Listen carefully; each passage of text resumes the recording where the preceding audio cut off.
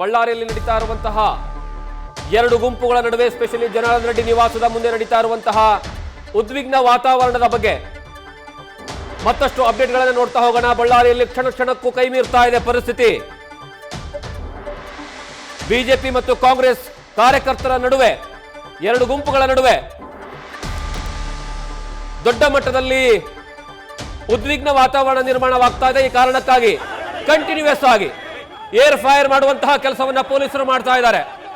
ಈಗಾಗಲೇ ಘಟನಾ ಸ್ಥಳಕ್ಕೆ ಎಸ್ಪಿ ಆಗಿರುವಂತಹ ಪ್ರವೀಣ್ ಅವರು ಎಂಟ್ರಿ ಕೊಟ್ಟಿದ್ದಾರೆ. ಘಟನಾ ಸ್ಥಳದಲ್ಲಿ ಹೆಚ್ಚಿನ ಪೊಲೀಸರನ್ನು ನಿಯೋಜನೆ ಮಾಡುವಂತಹ ಕೆಲಸವನ್ನ ಮಾಡಲಾಗ್ತಾ ಇದೆ. ಮತ್ತೊಂದು ಕಡೆಗೆ ಜನರನ್ನ ಚದುರಿಸುವ ಸಲುವಾಗಿ ಲಾಠಿ ಚಾರ್ಜ್ ಅನ್ನ ಮಾಡಲಾಗ್ತಾ ಇದೆ. ಇದಕ್ಕೆಲ್ಲ ಮೂಲ ಕಾರಣ ಸತೀಶ್ ರೆಡ್ಡಿ ಅನ್ನುವಂತಹ ಒಬ್ಬ ವ್ಯಕ್ತಿ. ನಾರಾ ಭರತ್ ರೆಡ್ಡಿ ಅವರ ಬಲಗೈ ಭಂಟ ಆಗಿದ್ದ ಅವನು ಒಂದು 40 ಜನರ ಜೊತೆ ಬಂದು ಜನಾರ್ದನ ರೆಡ್ಡಿಯ ನಿವಾಸ ಏನಿದೆ ಬಳ್ಳಾರಿಯಲ್ಲಿ, ಆ ನಿವಾಸದ ಮುಂಗಡೆ ಫ್ಲೆಕ್ಸ್ ಅನ್ನ ಅಂಟಿಸುವಂತಹ ಕಾರಣಕ್ಕಾಗಿ ಆವಾಗ ಶುರುವಾಗಿರುವಂತಹ ಗಲಾಟೆ ಈಗ ಕೈ ಮೀರಿ ಹೋಗ್ತಾ ಇದೆ, ವಿಕೋಪಕ್ಕೆ ಹೋಗ್ತಾ ಇದೆ. ದೃಶ್ಯಾವಳಿಗಳು ನೋಡ್ತಾ ಇದ್ದೀರಿ ನೀವು.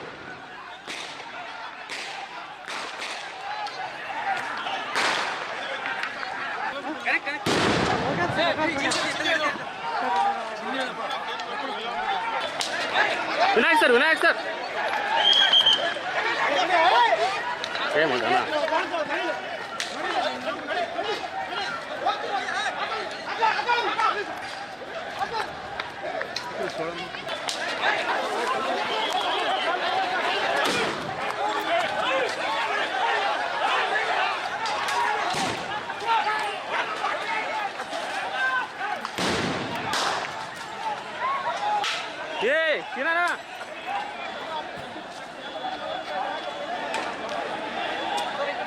ಪೊಲೀಸರಿಗೆ ಅಲ್ಲಿ ಘಟನಾ ಸ್ಥಳದಲ್ಲಿ ಭದ್ರತೆಯನ್ನು ಕೊಡುವಂತಹ ಸಂದರ್ಭದಲ್ಲಿ ಅವರಿಗೂ ಸಹ ಏಟು ಬಿದ್ದ ಹಾಗೆ ಕಾಣಿಸ್ತಾ ಇದೆ.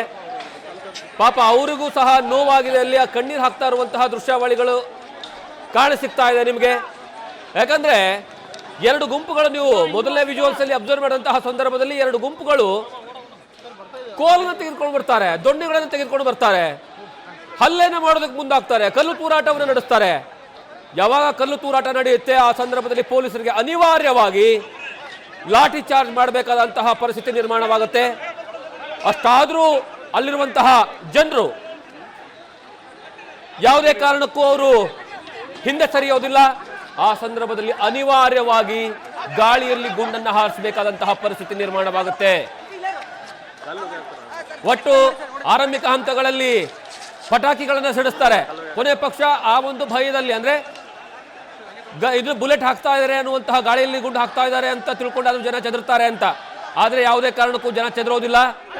ನೋಡಿ, ಅಲ್ಲಿ ಪೊಲೀಸರ ಜೊತೆನೆ ಪೊಲೀಸರು ಇರುವಂತಹ ಸಂದರ್ಭದಲ್ಲಿ ಯಾವ ರೀತಿಯಾದಂತಹ ಜಗಳ ಆಡ್ತಿದ್ದಾರೆ. ಮೈ ಕೈ ಮುಟ್ಕೊಂಡು ಹೊಡೆಯಕ್ಕೆ ಹೋಗ್ತಾರೆ.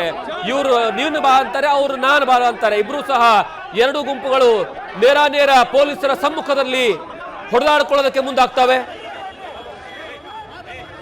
ಇದು ಕಾರ್ಯಕರ್ತರ ವಿಜುವಲ್ಸ್ಗಳಾದ್ರೆ, ಇದಕ್ಕಿಂತ ಮುಂಚೆ ಶ್ರೀರಾಮುಲು ಬರ್ತಾರೆ, ಮಾಜಿ ಸಚಿವ. ಅವರು ಬಂದಂತಹ ಸಂದರ್ಭದಲ್ಲಿ ನೇರ ವಾಗ್ದಾಳಿ ಆಗೋದು, ನೇರ ಜಗಳಕ್ಕೆ ನಿಂತ್ಕೊಳ್ಳುವಂಥದ್ದು. ಸತೀಶ್ ರೆಡ್ಡಿ ಮತ್ತು ಶ್ರೀರಾಮುಲು, ನೀವು ದೃಶ್ಯಾವಳಿಗಳು ನೋಡ್ತಾ ಇದ್ದೀರಾ. ಬಹುಶಃ ಸ್ಥಳೀಯರು ಹೇಳೋ ಪ್ರಕಾರ ಆ ವ್ಯಕ್ತಿಯ ನೆಲದ ಮೇಲೆ ಬಿದ್ದಿದ್ದಲ್ಲ, ಈಗ ನೀವು ನೋಡಿದ್ರಲ್ಲ ದೃಶ್ಯಾವಳಿಗಳಲ್ಲಿ, ಅವನ ಬೆನ್ನಿಗೆ ಗುಂಡು ತಗಲಿರುವಂತಹ ಸಾಧ್ಯತೆ ಇದೆ. ಅಲ್ಲಿ ಒಂದ್ ಕಡೆಗೆ ಪೊಲೀಸರು ಅಶ್ರವಾಯುವನ್ನು ಸಿಡಿಸ್ತಾ ಇದ್ದಾರೆ, ಮತ್ತೊಂದು ಕಡೆಗೆ ವೈಯಕ್ತಿಕವಾಗಿ ಭದ್ರತೆಯನ್ನು ಕೊಡೋದಕ್ಕೆ ಬಂದಿರುವಂತಹ ವ್ಯಕ್ತಿ, ಗನ್ಮ್ಯಾನ್, ನೀವು ನೋಡ್ತಾ ಇದ್ರ ದೃಶ್ಯಾವಳಿಯಲ್ಲಿ ಬ್ಲ್ಯಾಕ್ ಡ್ರೆಸ್ ಹಾಕೊಂಡು ತಲೆಗೆ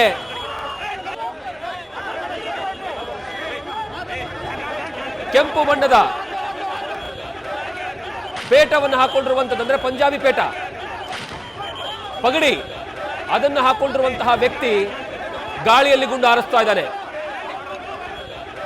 ಇವನು ಯಾರು ಅಂದ್ರೆ, ಈ ವ್ಯಕ್ತಿ ಯಾರು ಅಂದ್ರೆ, ಪಗಡಿ ಹಾಕೊಂಡು ಗಾಳಿಯಲ್ಲಿ ಗುಂಡು ಹಾರಿಸ್ತಾ ಇರೋನು ಸತೀಶ್ ರೆಡ್ಡಿ ಅನ್ನುವಂತಹ ಕಾಂಗ್ರೆಸ್ ಮುಖಂಡ, ನಾರಾ ಭರತ್ ರೆಡ್ಡಿಯ ಬಲಗೈ ಭಂಟ.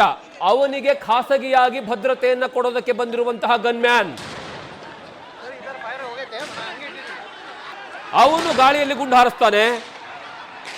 ಅದಾದ ಮೇಲೆ ಏನೇನಾಗುತ್ತೋ ಏನೇನಿಲ್ಲೋ ಗೊತ್ತಿಲ್ಲ. ಒಟ್ಟಿನಲ್ಲಿ ಒಬ್ಬ ವ್ಯಕ್ತಿ ರಕ್ತದ ಮಡುವಿನಲ್ಲಿ ನಡು ರಸ್ತೆಯಲ್ಲಿ ಬೀಳ್ತಾನೆ.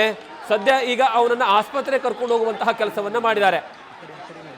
ಯಾವಾಗ ಈ ಪರಿಸ್ಥಿತಿ ನಿರ್ಮಾಣ ಆಗುತ್ತೆ, ಪೊಲೀಸರು ಅನಿವಾರ್ಯವಾಗಿ ಗಾಳಿಯಲ್ಲಿ ಗುಂಡನ್ನು ಹಾರಿಸಬೇಕಾಗುತ್ತೆ.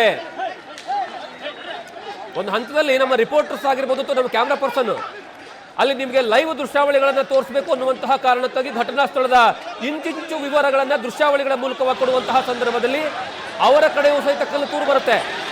ಅವರು ಅಲ್ಲಿ ತಪ್ಪಿಸ್ಕೊಂಡು ಓಡಬೇಕಾದಂತಹ ಪರಿಸ್ಥಿತಿ ನಿರ್ಮಾಣವಾಗುತ್ತೆ. ಎಷ್ಟು ರಿಸ್ಕ್ ತಗೊಂಡು ಅಲ್ಲಿರುವಂತಹ ಘಟನಾ ವರದಿಯ ಬಗ್ಗೆ ಇಂಚಿಂಚು ಮಾಹಿತಿಯನ್ನು ಕೊಡ್ತಾ ಇರುವಂತಹ